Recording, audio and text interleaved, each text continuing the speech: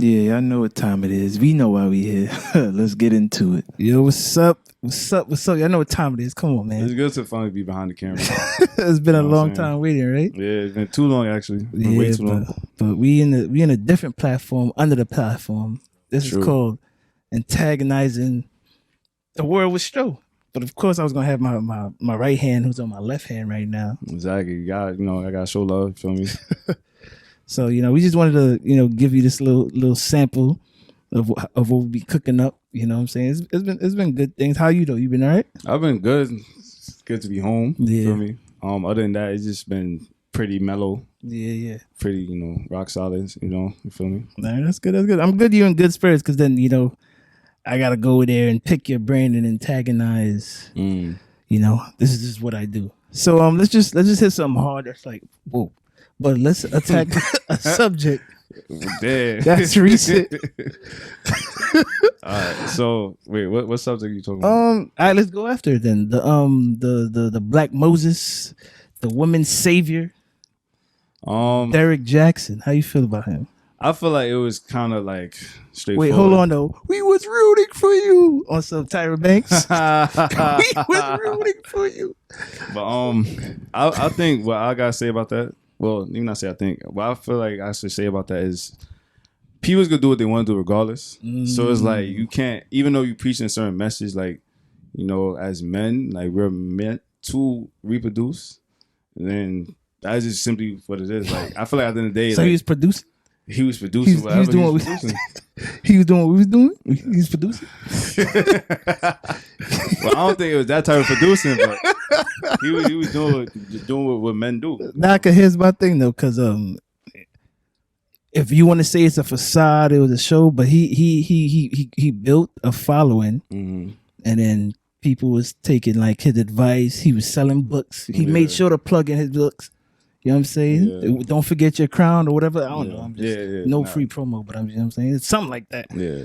But because some people was, I guess why do you think people loved them at first? Basically, I feel like it's just the idea that he catered to just the way that women would be feeling. Like he feel like the way his message was to like make the idea that women should be higher class citizens and that they should be like shown like on the mainstream instead of being basically underneath a man, So he was giving them that platform to feel like, nah, see, if this man's telling me that I can feel this way, then I'm supposed to feel this way. So so do you think he was he was out of pocket? He was wilding?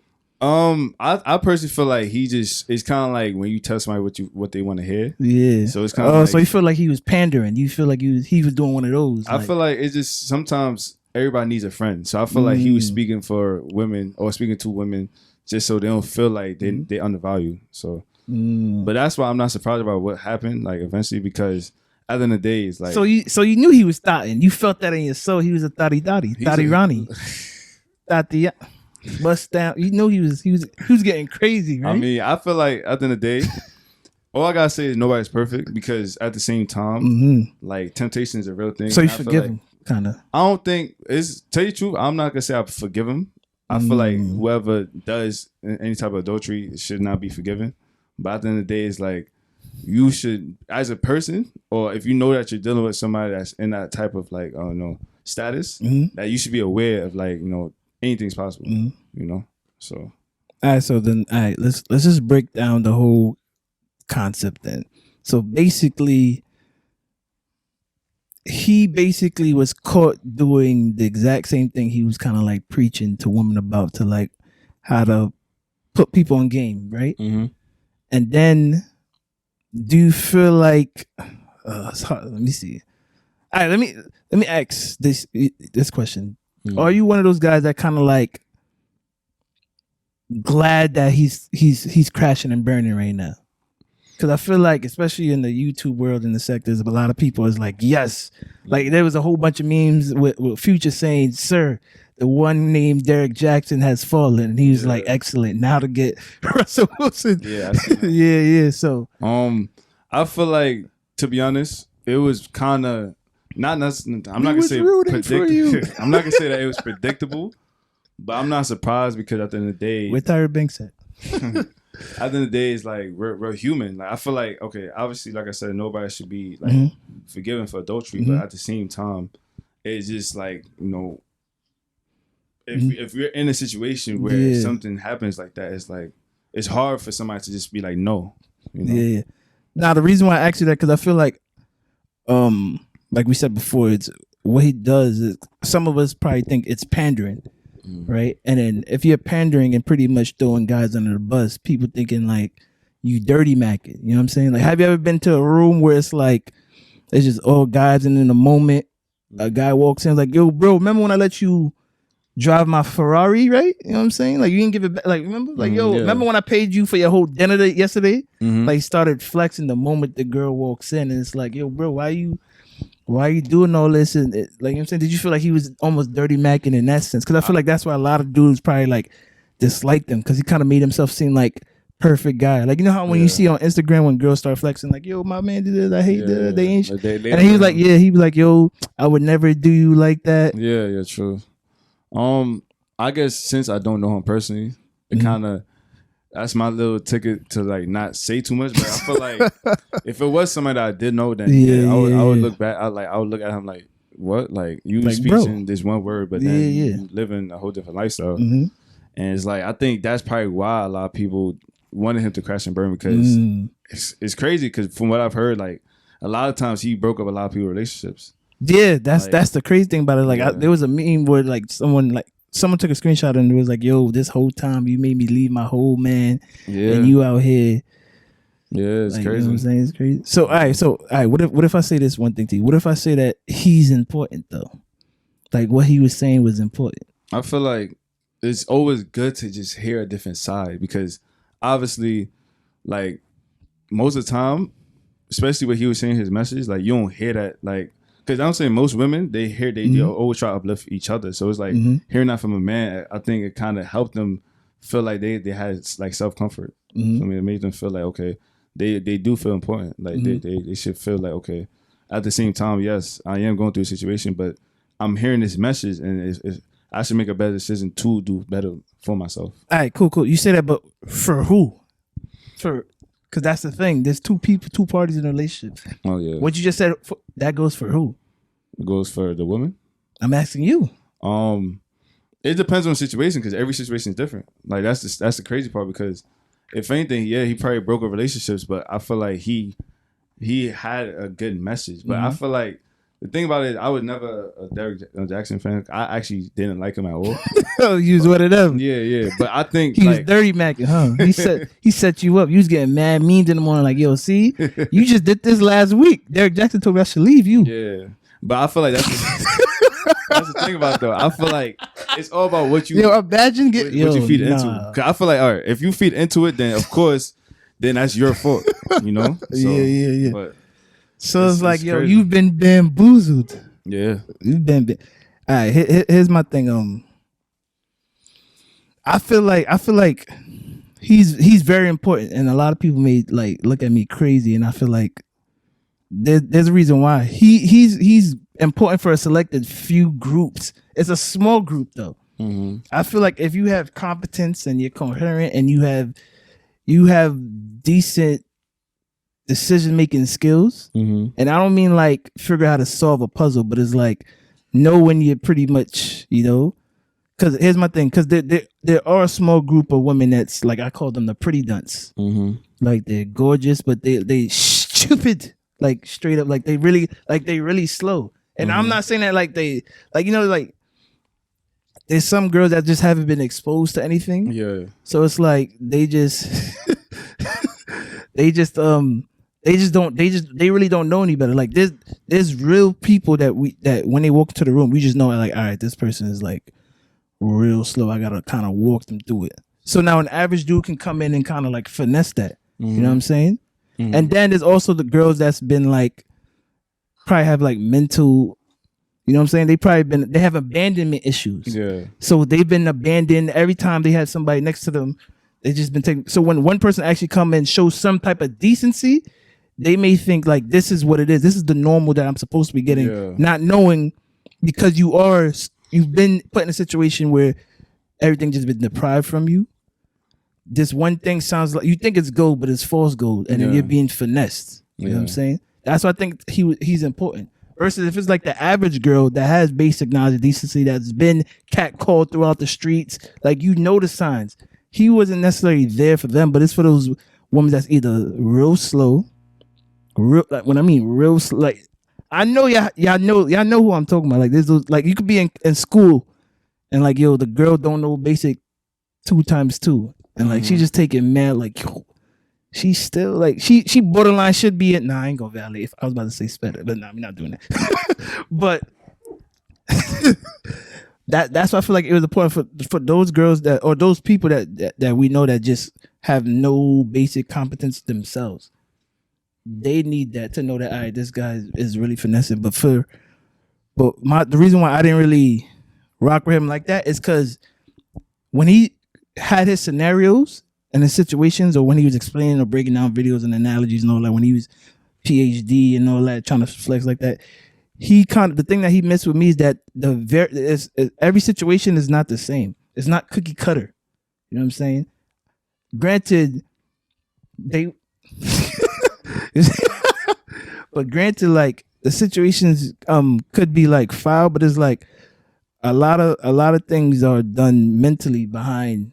Yeah, closed doors. And like pretty much like, for example, like one of his situations that he would probably bring up, like, yo, if a man is not hitting you up, then he's cheating. And it's like, yo, he's basically using the cookie cutter aspect, saying like, yo, if he's going MIA and he's coming back, he's doing dirt. But it's like sometimes I can be doing something mentally. I could be mentally drained. I could be depressed on my own right. You know what I'm saying? Granted, it's not appropriate for me to just ghost on you, but like I could be dealing with real issues, and I'm probably handling it poorly. But just because I'm handling it poorly doesn't mean that I don't dislike you or I'm just doing. And then I feel like that was the thing that he missed a lot. Like he would say it for like 30 seconds, and he's like, but overall, this guy's a dog. He's a snake. He got 3 women that he just sent mad texts, and he decided to not rock with you tonight. And it's like, yo, sometimes we really go through things for real. But the only thing about the part that he wasn't like saying, like it's all about communication. I think a lot of times, like he was building his whole like empire off of just the idea like it's always the women that should be right, and it's like if you don't communicate, then how would you know the situation? Like just like your example, like if the girl was curious about like why he didn't text her, just FaceTime or call him, ask him. Like there's no reason for you to just jump to conclusions and just. But I think that's why, like I said, like he was able to build off of that because he was using like I don't want because this could sound a little crazy, but he was using like women's like I guess what's the word? Emotional. Yeah, but he was using it that like their emotional what's what I'm looking for? Basically, he was using the idea that they think that like they just assume that at the worst. You know? Okay. So I don't want to say like because the word I could say was incompetence, but that's the wrong word because obviously we love women. Yeah. But like I feel like he was taking advantage of the idea like women do jump to conclusions, and it's like that's why he was able to build what he was able to build. You know, because I've always understood like communication is key, and it's like I feel like that clears up a lot of things that like in relationships where one person can feel one way, but if you communicate how you feel, then it's gonna be easier to get past it. So because the thing is that he wasn't saying a lot of wrong. The thing is that he was just missing huge components because things happen. Yeah. And the reason why I think a lot of people in the YouTube sector is like, look at you. Because then what do you want to say? It's an excuse, or he was saying that I feel like he chimed in saying that how he wasn't right mentally and da-da-da. So whatever he did, he realized that, he was just off, which end up having his marriage off. And because his marriage off, they was rocky. And then they was separated. Yeah. And then during the separation, he went and did things and realized but then he didn't realize he was mentally off. He probably never really communicated that to her. Yeah, that's true. You know what I'm saying? But it drove a fork between them. You know what I'm saying? But then, but it's like, great. All these videos that were saying, when a guy does this, guy does that. You was going through something, bro. Yeah. You had to be going through something. Yeah, I agree. You had to be but then because you never really communication, he didn't express that. Because I'm pretty sure, and then the thing I hate about this, like, Like, you know how his own message is like, yo, leave him, he don't love you. Da-da. I'm pretty sure he loved his wife. Yeah. I'm pretty sure he loved his wife. We was rude. Yo, we need that, yo. That meme in the video? We need that meme. Like, yo, Derrick, we was rude. Because I'm pretty sure most of his messaging is like, if this behavior, if that happens, he doesn't love you, you could do better. I mean, like, all right, that's fair. But at the same time, now you went through it, right? Yeah. I'm not condoning nothing you do because I probably wouldn't want to do that either to someone, you know what I'm saying? But what I'm saying is that, like, when you're going through something mentally, you tend to act out of character and do something out of the ordinary, out of the behavior. Mm-hmm. And then you didn't address it enough for your partner to hear it. So now you're throwing off your rocket, and then now you start doing things crazy. And now when you realize, yo, I did all that, and that was just crap.